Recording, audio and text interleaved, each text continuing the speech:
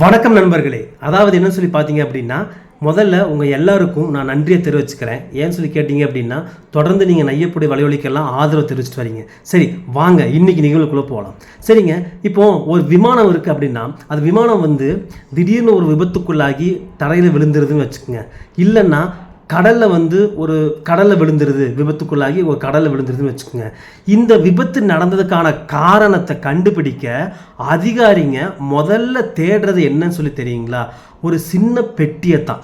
சரி, அப்படி என்ன அந்த சின்ன பெட்டி அப்படின்னு சொல்லி கேட்டால், அந்த பெட்டி தான் வேறு எதுவுமே இல்லை, பிளாக் பாக்ஸ் அப்படின்னு சொல்லக்கூடிய ஒரு கருவி. சரிங்களா? சரி, இது பிளாக் பாக்ஸ் அப்படிங்கிறதுனால பிளாக் கலராக இருக்கும்னு சொல்லி பார்த்தீங்கன்னா அதுதான் கிடையாது. அப்படின்னா இந்த பிளாக் பாக்ஸ், இந்த பெட்டின்னா என்ன, இது என்ன பண்ணுது அப்படிங்கிற விஷயத்தையெல்லாம் நம்ம இன்றைக்கி தெரிஞ்சுக்கலாம். வாங்க நிகழ்ச்சிக்குள்ளே போகலாம். சரி, முதல்ல பிளாக் பாக்ஸ்னால் என்ன?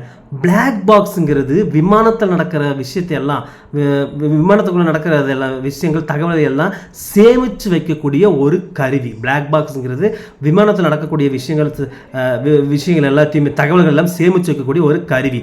இது ஒரு கருவி மட்டும் கிடையாதுங்க.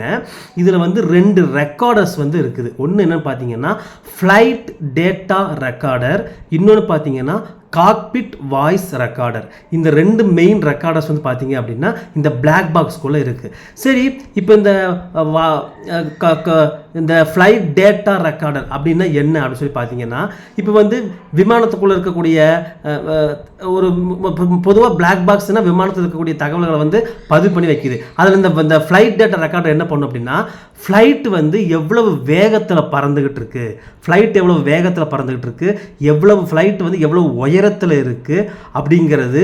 ஸோ இந்த மாதிரியான தகவல்கள், இன்ஜினெல்லாம் வந்து சரியாக வேலை செய்யுதா, பைலட் என்ன கட்டளை கொடுக்குறாரு அப்படிங்கிறது எல்லாத்தையுமே என்னன்னு சொல்லி பார்த்தீங்க அப்படின்னா இந்த ஃப்ளைட் டேட்டா ரெக்கார்டர் வந்து பதிவு பண்ணி வைக்குங்க. சரிங்களா? இதனால் என்ன ஆகும்னா, ஃப்ளைட்டில் வந்து கடைசி நிமிடத்தில் என்ன நடந்துச்சுங்கிற தகவல் எல்லாமே வந்து பதிவாயிருக்கும். இது வந்து ரொம்ப ஹெல்ப்ஃபுல்லாக இருக்கும்.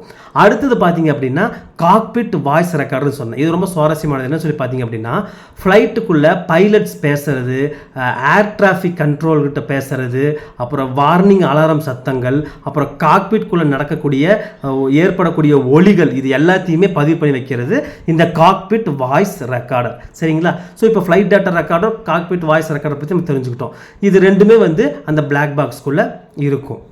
இப்போ இந்த பிளாக் பாக்ஸ் வந்து பார்த்தீங்க அப்படின்னா ஆரஞ்சு கலரில் வடிவமைக்கிறாங்க. சரி, எதனால் ஆரஞ்சு நிறத்தில் இருக்குது அப்படின்னு சொல்லி கேட்டிங்கன்னா, ஒரு பிரைட் ஆரஞ்சு கலரில் இருக்குது அப்படின்னு சொல்லி கேட்டிங்க அப்படின்னா, இப்போ விபத்துக்குள்ளாகி இந்த பிளாக் பாக்ஸ் வந்து கீழே இருக்குது அப்படின்னா கண்டுபிடிக்கணும் இல்லையா? அப்போ வந்து அந்த பிளாக் பாக்ஸ் வந்து ஒரு நல்ல ஒரு நிறத்தில், இந்த ஆரஞ்சு நிறங்கிறது ஒரு நல்ல எடுபடமான ஒரு நிறம் அப்படிங்கிறதுனால இந்த நிறத்தில் இருந்தால் அது காட்டில் விழுந்தாலோ கடலில் விழுந்தாலோ எங்கே விழுந்தாலோ சீக்கிரமாக கண்டுபிடிக்கிறதுக்கு ஏதுவாக இருக்கும். அப்படிங்கிறதுக்காகத்தான் இதை வந்து என்ன பண்ணுறாங்க, ஆரஞ்சு நிறத்தில் வந்து இருக்கிற மாதிரி செஞ்சுருக்காங்க.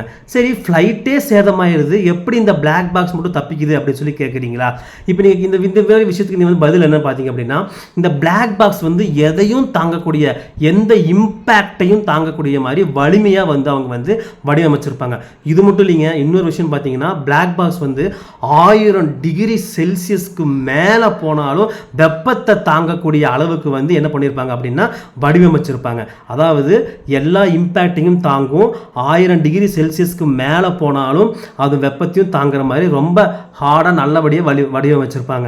ஏன்னா ஃப்ளைட் டேமேஜ் ஆனாலும் இது டேமேஜ் ஆகக்கூடாது இல்லைங்களா? ஏன்னா இது வச்சு தான் அந்த ஃப்ளைட்டில் வந்து என்ன நடந்துச்சு, கடைசி நிமிடத்தில் என்ன நடந்துச்சுன்னு கண்டுபிடிக்க முடியும்.